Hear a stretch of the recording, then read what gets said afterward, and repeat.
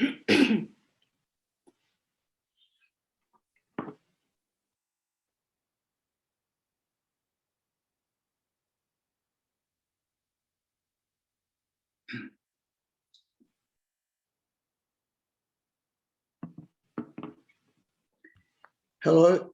everyone. Thank you for joining us today for our webinar entitled Botulism, Toxin and Movement Disorders.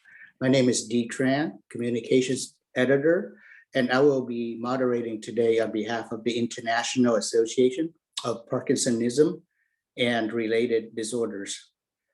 We'd like to thank our sponsors, Ipsen and Merck, for their generous support in making this webinar series possible. Today is part of a series of botulinum toxin lectures. It is our hope that you will be able to join us in the future as well. Today's webinar consists of a 40-minute presentation, followed by 10 minutes of, actually, we'll be broken up by 2 sessions. So 20 minutes presentation, followed by 5 minutes of questions and answers. And then another 20-minute presentation to be followed by 5 minutes of questions and answers. Please type your questions in the chat box at any time. And you can help us serve you better in the future by filling out a brief evaluation form after the webinar. This webinar will be recorded and available on demand for 1 year at our website, www.iaprd.org. And now I would like to introduce to you Dr. Ana Castaña. Dr. Castaña is a neurologist with expertise in neurorehabilitation. She is currently the head of the Movement Disorders and Botulinum Toxin Clinic at the IRCCS, Fondazione Don Pinocchi, Santa Maria Nascente Research Hospital in Milan, Italy. Her clinical research includes neurophysiology, multifactorial movement analysis, and multidisciplinary treatments of hyperkinetic movement disorders, dystonia, spasticity, Parkinson's disease, and Parkinsonism. She has lectured on movement disorders at many international conferences and congresses, and has published more than 20 scientific articles and congress papers. And with that, I would like to welcome Dr. Castaña to our webinar. Please start. Thank you. I share my screen. I'm really happy to be here, and it's really a pleasure to be involved in this webinar series in movement disorders. I'm just sharing my screen.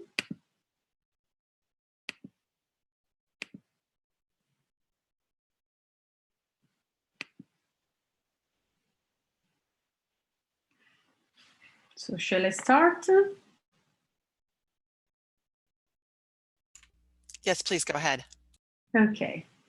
So cervical dystonia is a movement disorder characterized by abnormal cervical muscle contraction.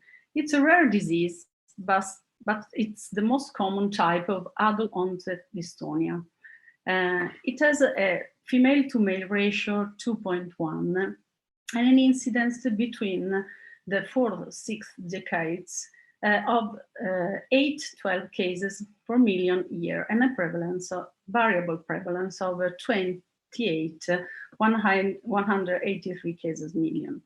So this is what the literature said, but we know that probably this movement disorder is even more common, and it is very much disabling for people.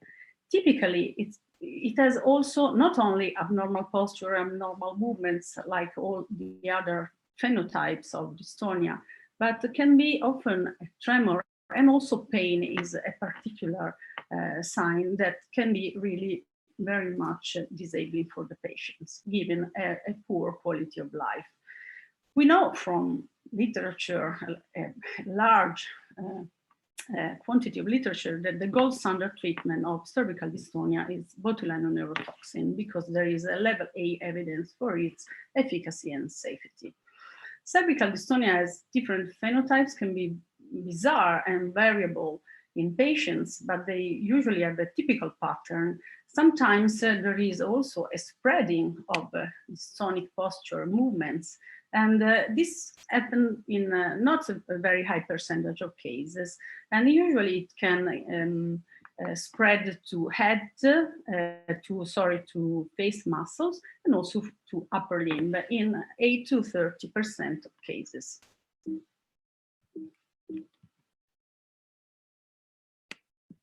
Try to move on.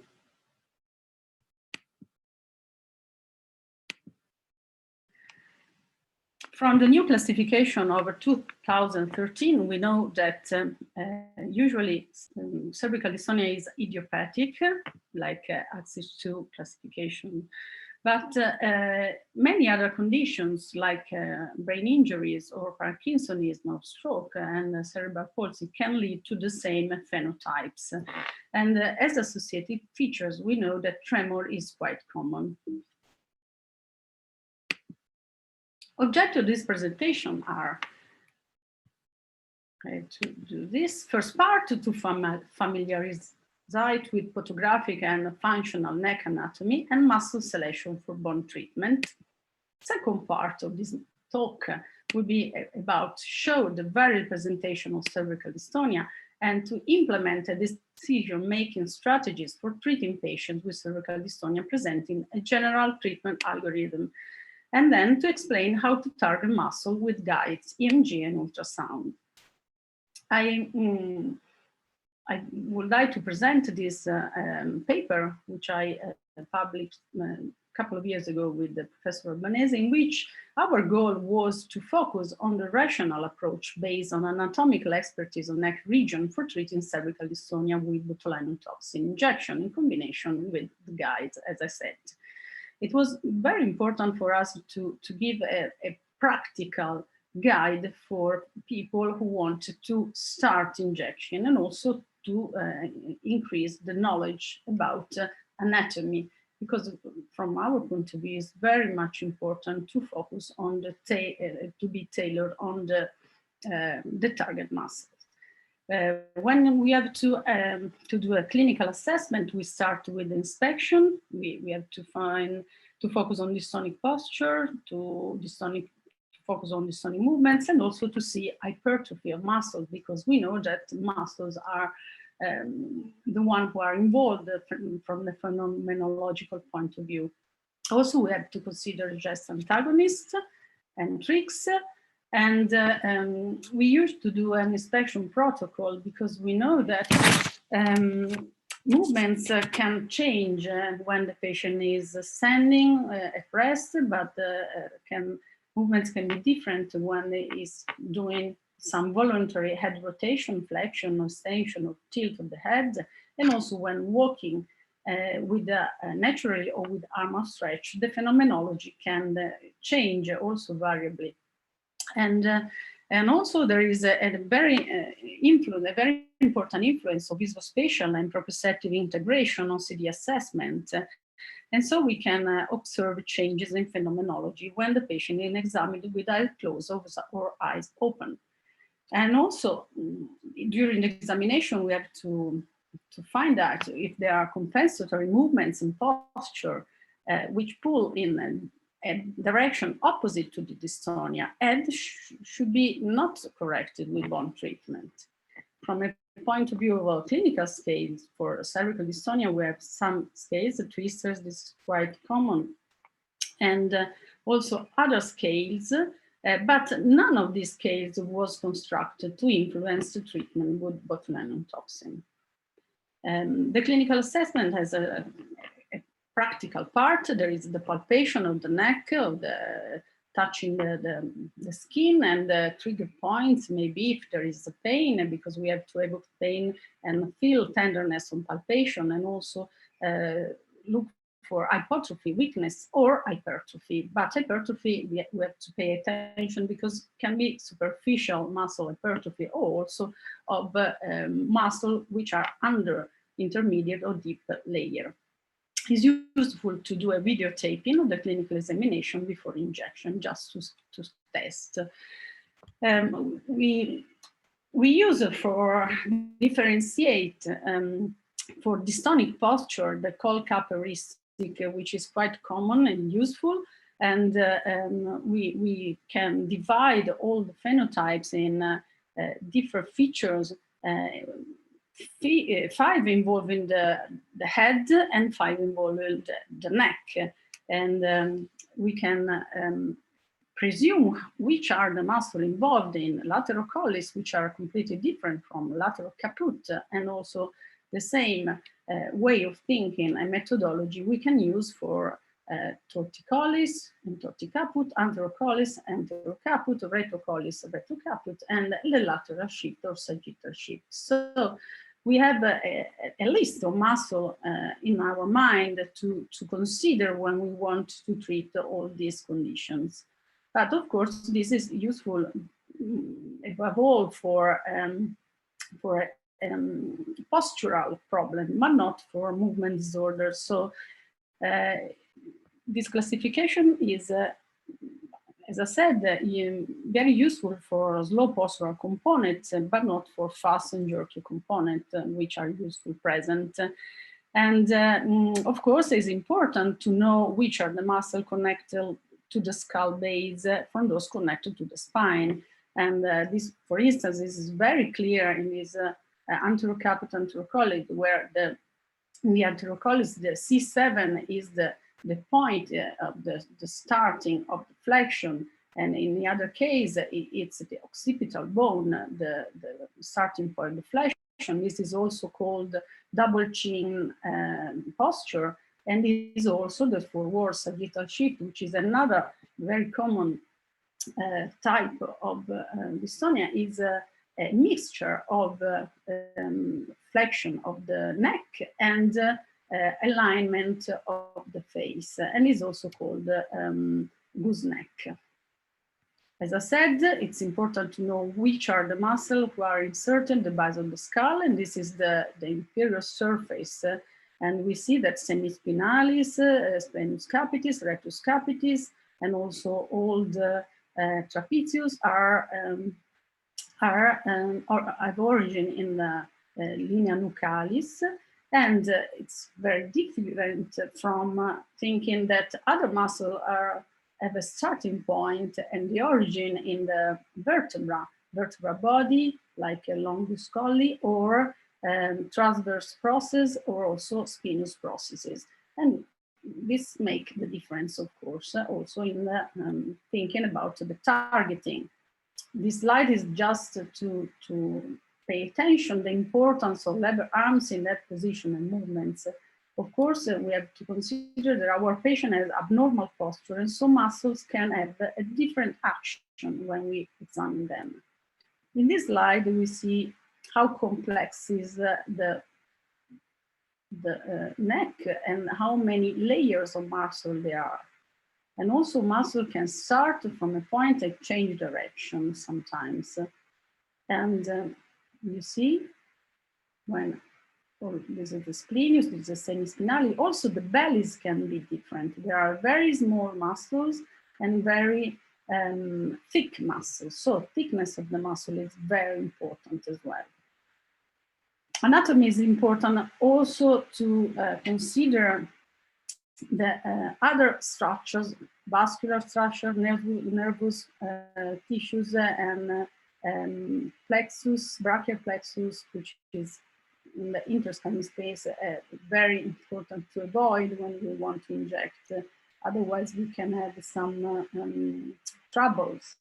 And here you've seen how, how is it important that some muscles can be superficial just for a small part, but then they become deep. And so maybe we can go through this exercise and learn which is the muscle we can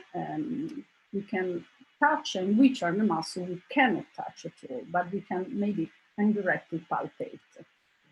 Also, anatomic cadaver studies are very much useful because we can have slices in different planes of the space and look to find all the muscles we need to inject.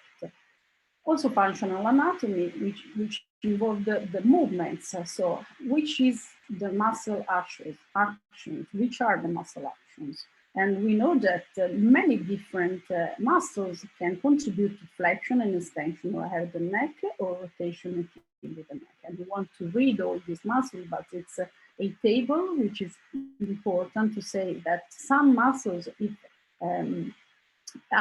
they act bilaterally, they can do a function, like for instance, splenius capitis, which it can be an extensor if activated bilaterally, but a rotator if activated unilaterally, and also a tilter and head tilter. So different muscles can have different functions, or the same muscle can have different function, and that's why it's so tricky. In these slides, I just show some action of the muscles. In this case, anterior neck muscles. We know that that is very important to know sternocleidomastoid, which acts like a flexor if activated bilaterally, as you said. And deep muscles are very difficult to target, like longus capitis or longus colli, and then scalene muscles are also involved in flexion of the head. And extensor muscles are a large number of muscles, and there is splenius and spinalis, different layers, and trapezius, which is quite wide and not very thick muscle. Usually depends. Men can be thicker, of course, if they do sports. And also rotator muscles. There is a high redundancy of rotator muscles because we have 4 or 5 on ipsilateral side and the same number on the contralateral side. And for instance, here we can focus on the posterior muscle, and here on the anterior muscles like sternocleidomastoid, which is often involved in the torticapit, as you see, not torticollis, because the insertion is on the base of the skull. I want also to point on levatoscapular, which is a muscle very much involved in dystonia and dystonic postures, and also not only for the head, shoulder elevation, but also for the tilt or rotation of the head, which is less clear usually. We go on. I just show how can we learn from anatomic slice and try to transfer this section to the real life, which is the model, and then the ultrasound image that we can see. We can recognize all the muscles, the superficial muscles like sternocleidomastoid or trapezius, intermediate layer like splenius capitis, levatoscapular, which is intermediate as well, and then semispinal, which is deep, and longissimus, which is deeper. And here you can see at 6, if you point at the probe on 6, like here, you can imagine here, you can see this image, which is bidimensional, so it's different. But we can match in our brain the 2 images and find the possibility to learn and inject. And this is to point the slide to underline the importance of suboccipital muscles, in particular the obliquus capitis inferior, the OCI, which is found at C2 level. And you see it's a very big muscle, very powerful, and when it is involved, it's really very much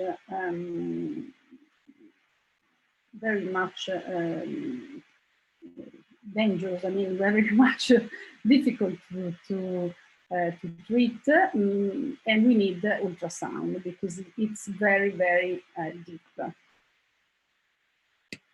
Okay, this is the image of this is one, and you see how deep it is, and it has 3 fascicles, and the first layer is the trapezius, then splenius capitis, longissimus, semispinalis, and at the end you find the OCI. Question? Do you have any question? Shall I go to the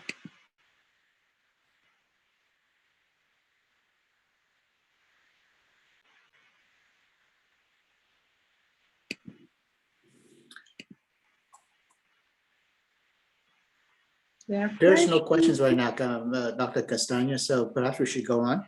Yeah, perfect.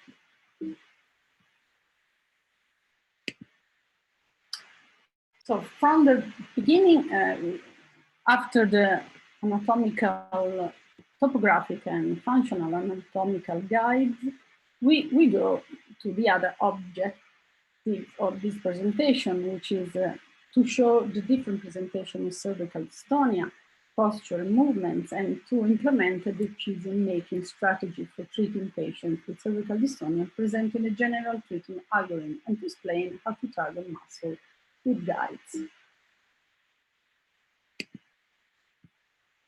We show this flow chart, which is, it starts from a clinical examination. So the very important point is which kind of motor phenomenology our patient show. And so we did a classification of 4 different phenotypes. A mobile postural, I'll show later some cases where mobile posture is very continuous and with not really tremor, postural dominant with head versus neck versus shoulder, because can be also only abnormal shoulder position with the sagittal misalignment of head rotation tilt, and tremor predominant with yes, yes, or no, no tremor, round and round tremor, and jerky and postural, where there is a predominance of the posture and the prevalence of pulling and overflow activity with this quick jerky movement. After this clinical examination, we can be able to do a list of candidate muscles. Here I show the video of this lady, and she has a mild phenomenology, abnormal posture, but quite a good motor control. And she can move easily in a different plane in the space, but of course there is a mild tilt of the head.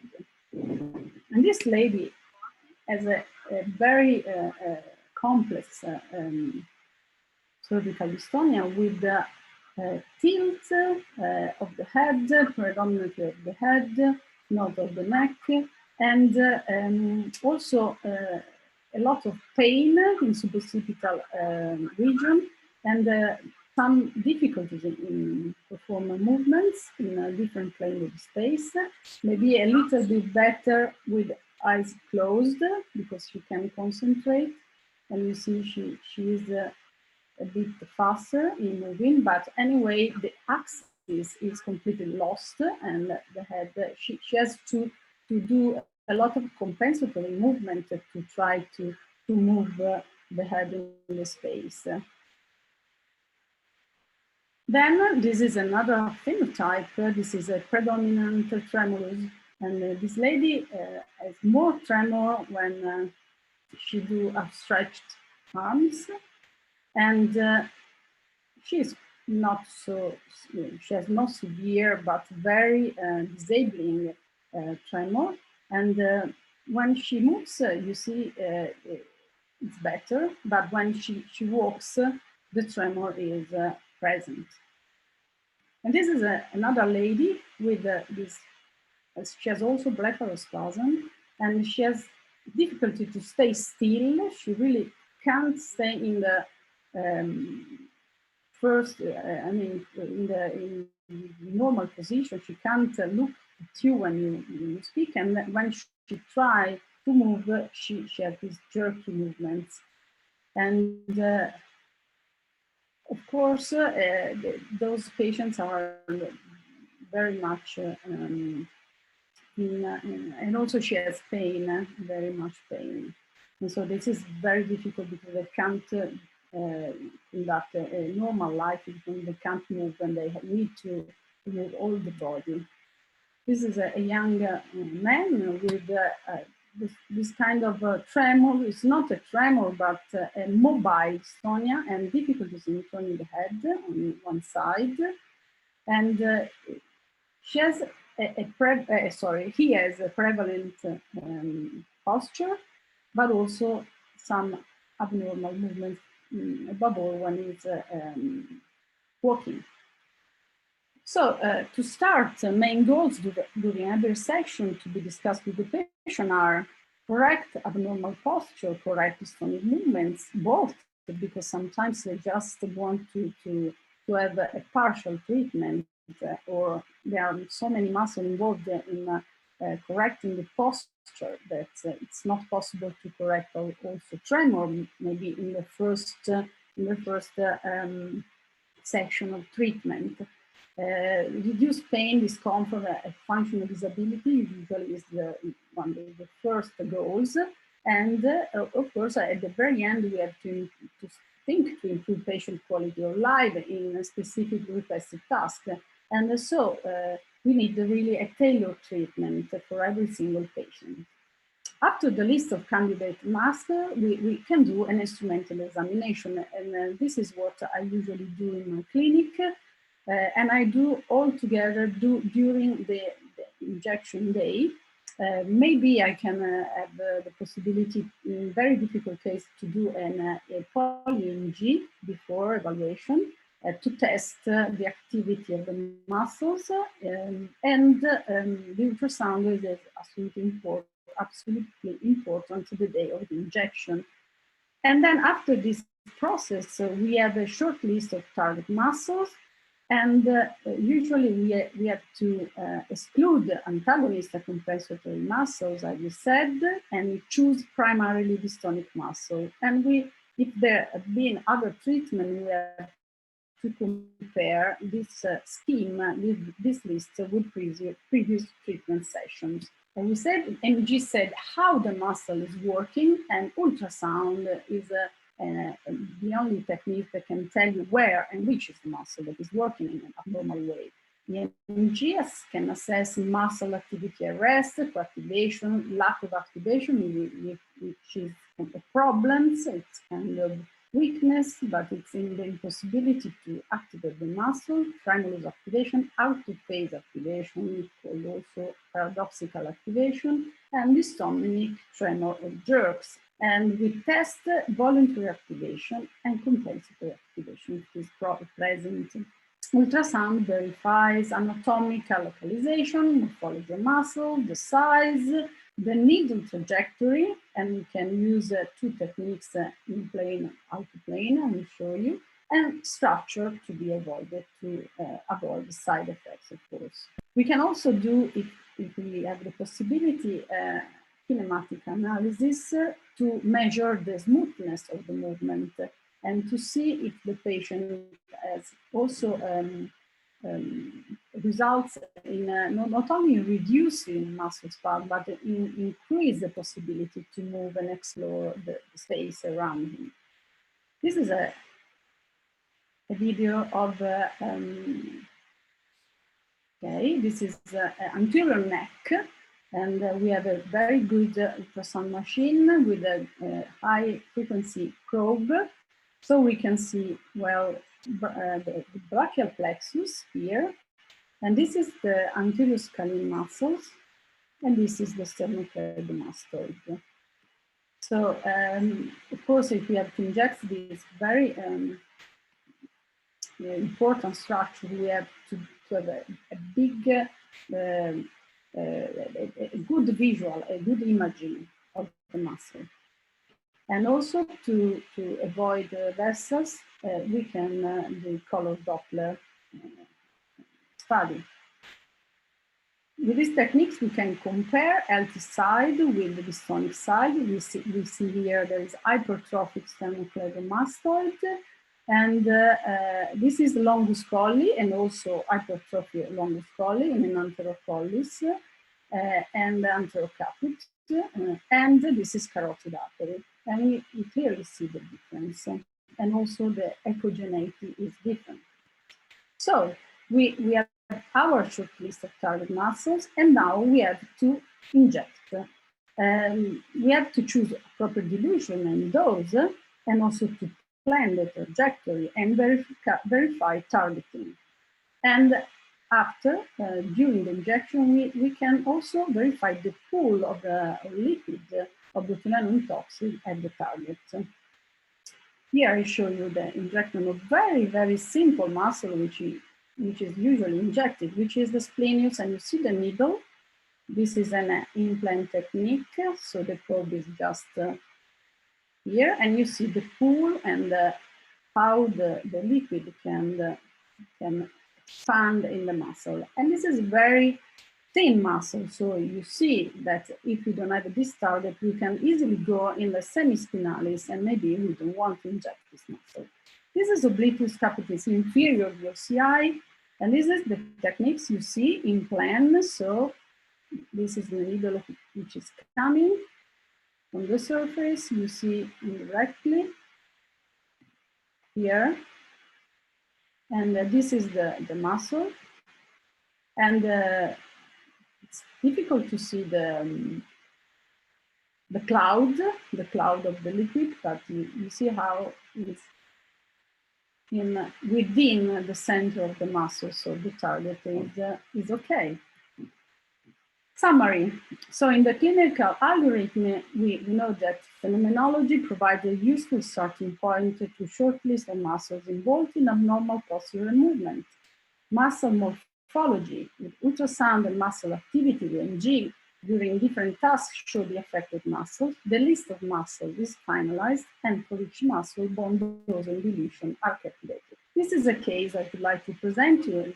51 years old with cervical dystonia since 3 years, with a postural subtype, lateral caput on the right, torso caput on the left, forward sagittal shift, pain. So this forward sagittal shift is very much disabling, and possible short list, splenius capitis, longissimus capitis on the left, and right sternocleidomastoid and semispinalis bilaterally more on the right. We do the injection. I don't know if you can hear the sound. This is an electrode. You can see he's at rest, completely at rest, and we inject here. You see the needle.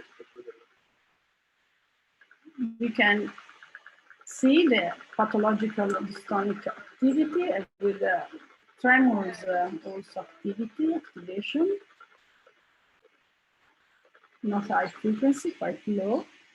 And then we see exactly, okay.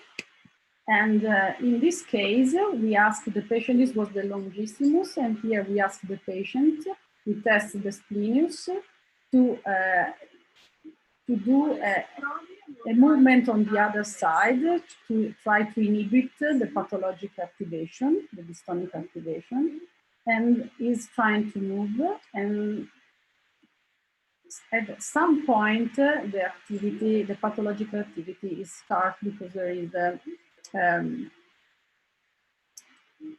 inhibition of the contralateral side. But you see that when is at rest, the muscle is very much dystonic, and he has this activation. Okay, after the injection, we test the patient, and he did also some kind of rehabilitation in the pandemic period, and he has still a bit of abnormal posture, but it is 4 months after, but movement is much better. And above all, he learned how to control the forward shift, activating the sternocleidomastoid and all these deep anterior neck muscles to stabilize the head on the neck. And this is very important. And I thank you very much. This is my equipe and all young doctors who are doing training to try to learn how to use ultrasound and guides in injecting cervical dystonia. Thank you very much. Do you have any questions?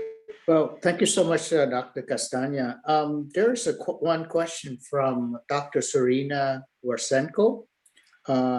And the question is, what are the causes for dystonia? And also, how do you also use physiotherapy for your patients, or botulinum toxin treatment only? Oh, great. It's a great topic. So we know that there are a lot of study to be done to understand completely the causes of dystonia, but there is a disintegration of the network, the sensory motor network between basal ganglia, of course, cerebellum, and cortices. And so we have to find, unfortunately, botulinum toxin can help to integrate this connection, but it is not, and it's work a lot on pain, but it's not possible to cure completely those patients.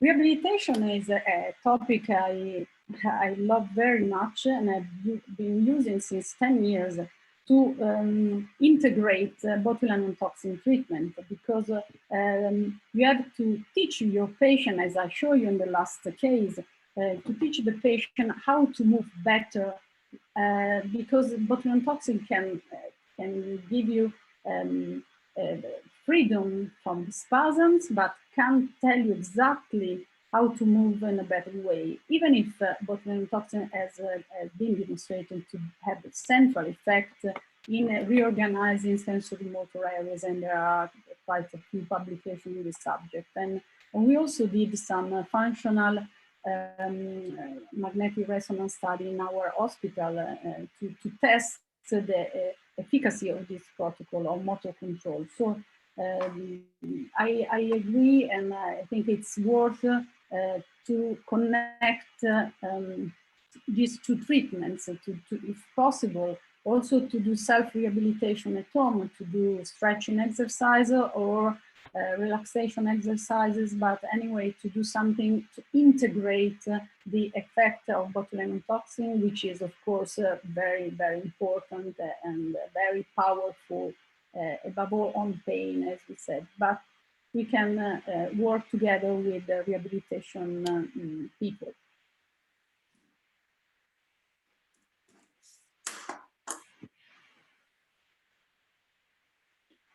Other questions? I see. I do have one more question, and that is, do you give baclofen as the first step? Okay, so I don't start with baclofen usually, even if in a very, very complex cases, you can treat the patient with Artane and also with clonazepam, which I use very much, above all in tremors and jerky and dystonic movements. And usually, if I have abnormal posturing, I start with botulinum toxin, because I think it's better not to give too much drugs to the patient. If you know exactly that you have dystonic muscle, if you do a right diagnosis, it's worth start with a gold standard treatment, as literature said, this is what we have, and it's a good choice. And if you start from the beginning with botulinum toxin, maybe you prevent it to go worse, and the patient can have quite a quick good results. And so I think I would go. I go directly to botulinum toxin, maybe with some integration with rehabilitation. Okay. And also another question, Dr. Castagna, and that is, how do you differentiate dystonic activity from voluntary movement in EMG? Okay, it's a time matter. So of course, if I ask my patient to be completely at rest, and I record a lot of activation, that can be tremulous or not tremulous, tonic activation, usually quite high frequency. I think this is dystonic. I mean, not I think, but the literature has written that it is.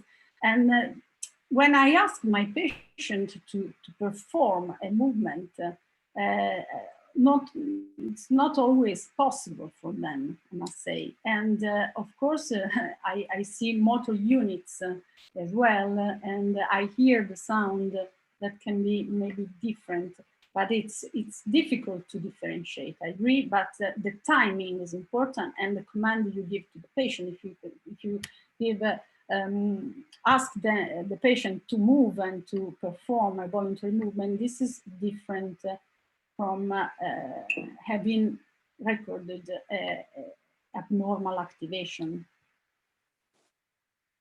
Okay, another question. How much practical training would you recommend for this technique, especially the dual ultrasound EMG technique? So I think to learn ultrasound and needs some months because of course neck is quite complex. I started from arms and legs and then from limbs, which is difficult, but some muscles are less difficult to differentiate. But I think it's just a matter of exercise, and in some months, of course, it's good to do training courses. There are courses all over the world using ultrasound and specifically in neck. And then also cadaver lab is useful because you really see how this the complexity of the layers, and you study step by step all the muscles. And for EMG, of course, you need a training in EMG, but usually neurologists have the training in EMG, also PMR doctors. So it's just a matter to combine the two techniques, but it doesn't take more time than usual activity if you are trained. Also, what dilutions are recommended and what do they depend on? Sorry, tell me again. What dilutions are recommended? Dilutions. Dilutions, you mean? That's the question. What dilutions are more recommended and what do they depend on? Sorry, because I see. Ah, okay, sorry. Dilution, usually, it depends on muscles, on size of the muscles and also thickness of the muscles. So and also maybe gender. I mean, in women, usually muscles are thinner and also less thick. And so I use very much concentrate, one. In men, I use 2 usually. So 1 or 2. Not many different other, not very higher dilution. And also for anterior neck muscle, I usually I prefer more concentrated dilutions.